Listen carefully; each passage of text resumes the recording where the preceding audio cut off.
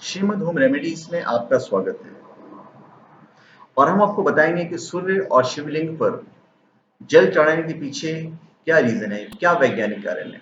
वैसे तो हमारा पूरा सनातन धर्म ही वैज्ञानिक कारणों से जुड़ा हुआ है।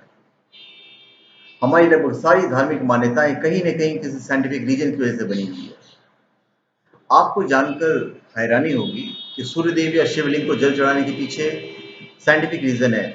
हमारा जो प्यार है उन लोग के प्रति वो साइंटिफिक रीजन है। अगर हम सूर्य को जल देने की बात करें तो इसके पीछे छिपा है रंगों का विज्ञान। हमारी बॉडी में रंगों का बैलेंस बिगड़ने अगर बिगड़ जाए तो कई रंग के रोगों के शिकार हो जाते हैं। हम कई रोगों का शिकार होने का खतरा रहता है। सुबह सुबह सूर्यदेव को जल चढ़ाने से शरीर में ये रंग संतुलित हो जाते हैं, जिससे बॉडी में रेजिस्टेंस बढ़ जाता है, रोग प्रतिरोधक क्षमता बढ़ जाती है, समस्याओं का निदान होता है। इसके अलावा हम जब सूर्य नमस्कार की योग मुद्रा में कंसंट्रेशन करते हैं तो हमारा कंसंट्रेशन और बढ़ जाता है। रीढ़ की हड्डी में आई प्रॉब्लम सहित कई बीमारियां अपने आप दूर हो जाती है। आंखों की समस्या दूर होती है। इसके अलावा रेगुलर जल चढ़ाने से नेचर का बैलेंस भी बना रहता है, क्योंकि यही जल जो हम चढ़ा रहे हैं वो धरती पे ही गिरेगा ना, वो वेपरेट होकर सही समय पर बारिश में योगदान देता है। आप ये मत समझिए कि आप थोड़ा सा जल चढ़ा रहे हो। अगर पूरा हिंदुस्तान ने अगर जल चढ़ाया, जितने भी लोग जल चढ़ाते हैं, वो इवेपोरेट होकर वापस ऊपर जाता है और फिर हमें बारिश भी मिलती है। अगर हम सूर्यदेव को जल चढ़ाने की पूरी क्रियाविधि को ध्यान से देखें तो कुछ बातें स्पष्ट होंगी। ताम्र पात्र में जल भरकर सूर्योदय के पश्चात सूर्य नमस्कार की विशिष्ट योग मुद्रा में जल की धार सिर से 4 से 5 इंच ऊपर से आपको स्लो मोशन में गिराना है।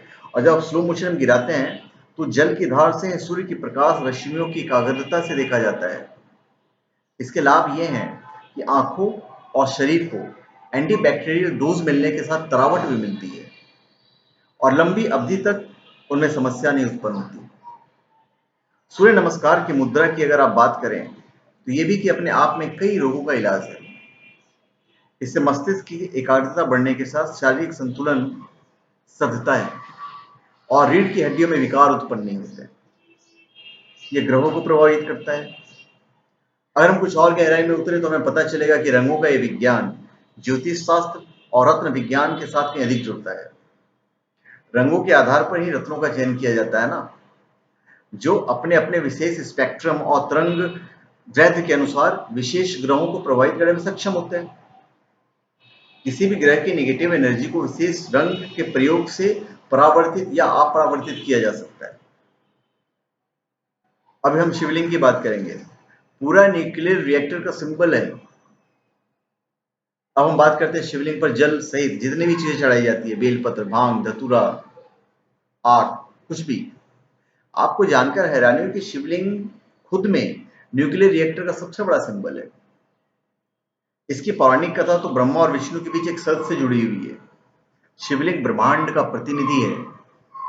जितने भी ज्योतिर्लिंग है उनके आसपास सर्वाधिक न्यूक्लियर सक्रियता पाई जाती है।